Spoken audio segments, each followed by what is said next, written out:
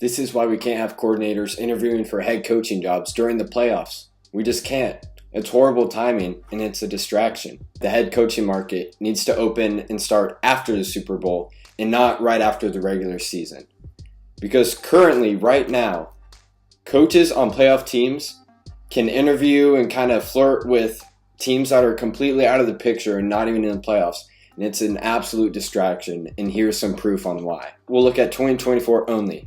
Offensive coordinator for Lions, Ben Johnson, interviewed with 4 different teams the week heading into divisional round against Commanders. 4 different teams he interviewed with. The second they lost, 3 days later, gets hired as the Bears head coach. Now let's flip over to the defensive side. Defensive coordinator for the same team, the Lions, Aaron Glenn, interviewed with 5 different teams. One of those 5 teams, also the Bears. This is where the interesting part comes in. The question is, at what point are teams like the Bears purposely doing these interviews at this exact time to distract the teams? Think about it. The Lions and Bears are complete division rivals. They are lifelong rivals. And they purposely interviewed both coordinators for the Lions during the biggest playoff game in Lions franchise history, right? They interviewed both guys. They interviewed Aaron Glenn knowing that they were already getting Ben Johnson. Now, the reason I don't like this is because they clearly were not up to their best potential. The Lions were not. Either side of the ball. Obviously, Jared Goff had his turnovers. But besides that, Aaron Glenn's defense gave up 45 points to a rookie quarterback on the road. Now, I'm not saying Jaden Daniels isn't great, and he is great. And I know that the Lions defense was beat up going into the season. They just declined, yes. But you can't tell me that Aaron Glenn was not distracted with his head coaching job, and that defense should not still give up 45 points. Let me get me started on the offense, where Ben Johnson, we know, has been flirting with the Bears all season long, right? He pulled out the biggest trick out of his bag, you could say, the fake fumble against the Lions. And then they're down 10 with 10 minutes left, and he tries to get too cute almost and draws up a play where the wide receiver 2, Jameson Williams, throws the ball. Now, we already know Jameson Williams makes wacky decisions. He makes poor decisions on and off the field. He had an X-rated celebration right before that. I mean, what are we doing? I put a lot of the blame on this Lions loss on those coordinators. And that's not even to mention Kellen Moore, offense coordinator for the Eagles. The Cowboys requested to interview him days before his game against the Rams. Let's go back to 2022, when Jonathan Gannon was the defensive coordinator for the Eagles when they played the Chiefs in the Super Bowl. The second they lost Super Bowl, he went to the Cardinals. He already had the Cardinals job lined up going into the Super Bowl, the biggest game of his life.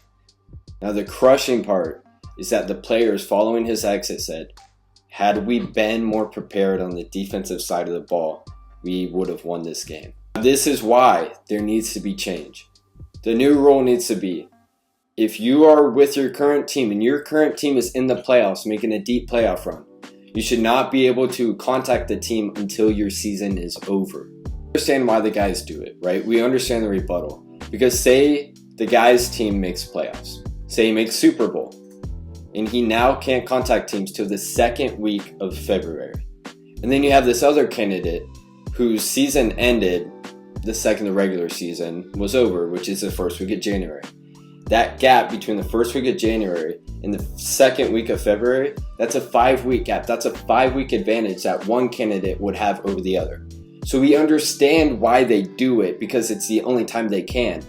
But it's not, it doesn't mean it's right. And it's also not fair for his team, the current team that he's with. It's not fair. That's why the solution to all this would be just push everything, head coach, offensive coordinator, defensive coordinator, all those changes back to after the Super Bowl is completely done, completely finished.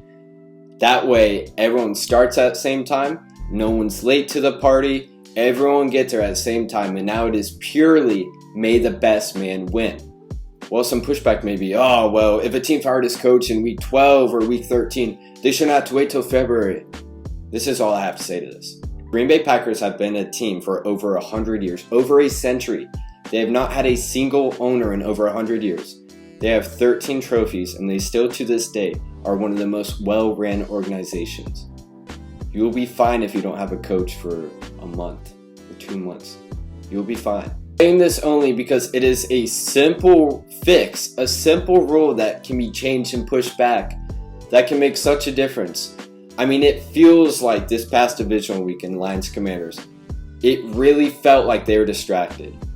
And the Eagles are lucky that they have such a great team that the defense was able to carry, because the Rams almost, both teams who had their coordinators interview almost lost. One did lose and one was very close to losing. And so it's such an easy, simple fix. Why not do it? Why not fix it? Why not push it back to after the Super Bowl? Why not?